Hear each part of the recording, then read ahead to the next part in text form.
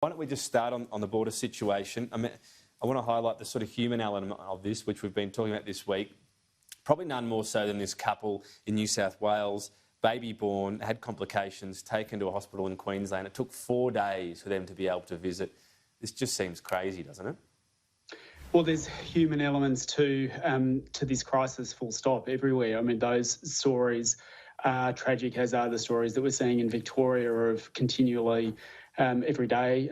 Fortunately, the numbers seem to be coming down, but we're still hearing reports of loss of life and people who are being afflicted by this terrible virus, and that ultimately is what we're trying to fight. And to that extent, it's got to be a health-first approach, and we've got to do whatever needs to be done in order to bring the death toll down and the infection toll down. And I guess for everyone in other states and the Prime Minister and everyone else who's been clamouring to say that across the board, borders need to be opened up across the board, I guess I'd say look at Victoria, look at what we're having to go through at the moment with these very onerous restrictions that we're all mostly supportive of. Certainly the Greens are supportive of the restrictions in Victoria because it's about bringing down the casualty toll, and to say, look, is really now the time you want to be saying open up the borders? Do you want to have a Victorian-style situation in your state? But I mean, when you look at, there's probably no better example, South Australia and WA having the borders up to each other, it just seems like pure politics, doesn't it? It's popular in the polls, but where's the health risk there?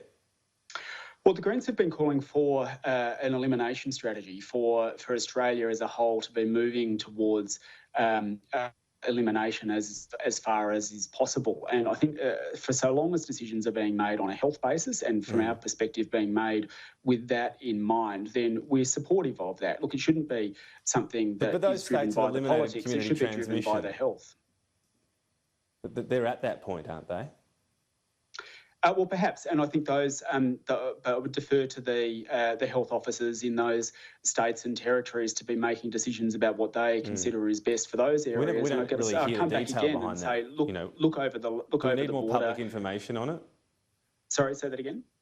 Do we need more public information though? Because the premiers keep going, we've got health advice, we're following it, the border's up. I mean, for South Australia and WA, do we need to hear what's the explanation for any sort of health advice beyond the fact that you never know whether it might be out there somewhere? By that basis, you just have all the borders up until it's eliminated around the world. Well, again, I'd say look at what's happening in Victoria and the difficulty that it's going to pose for getting our economy back on track. We're an economy that relies on visitors, relies on getting people together in one place for things like comedy festivals, food and wine festivals, music festivals and the like. That's a big part of what keeps Melbourne and Victoria ticking over. And the uptick in cases as part of the second wave is really causing grief, not only for people but for our economy. And New Zealand, but that's a hotel quarantine failure. That wasn't a border failure, was it? Well, it's about the virus spreading again. And I guess I would just say to people in other states that these restrictions aren't great to be living through. No one enjoys them. But if you wouldn't want to be wishing them on your own state, you wouldn't want to be wishing them on anyone. And so to that extent, a health-first approach and an approach of trying to get as close as possible to elimination, certainly to us in the Greens, makes a lot of sense.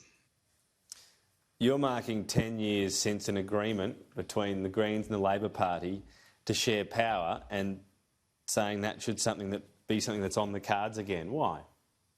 Well, today's 10 years since the 2010 election, and it's an anniversary to be celebrated. The Greens were in shared power in both houses of Parliament for the first time, and we did something that's never been done before. We brought down pollution in a meaningful sense in this country. We tackled the climate crisis. We got dental into Medicare for nearly 3 million kids have accessed it since then, and we managed to get big democratic reforms as well to the way that Parliament operates. And it was a really productive time in Australian political history. And as the climate emergency looms and we need to cut pollution and need to do it again soon, it's something that the achievements of that period ought to be celebrated. And with the polls so finely, with the Parliament rather so finely balanced at the moment, there's only a couple of seats in it in the lower house. There's a very real prospect that come the next election we could find ourselves back in that situation and history could repeat. And I think that's a good thing. I think it'd be a good thing to have the Greens in shared again because we'd be able to cut pollution.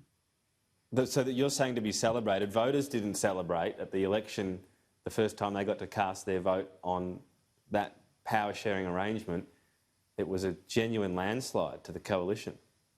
Yeah, and then they got Tony Abbott and worked out that Tony Abbott was lying to everyone, and they turfed Tony Abbott out as well. Tony Abbott didn't last very long at all after people realised that the misleading campaign he peddled against world-leading climate legislation turned out to be one great big lie. It was ably assisted by some in the media and the fossil fuel industry in this country. And then when people realised that scare campaign from Tony Abbott wasn't worth the paper that it was written on, he was turfed out.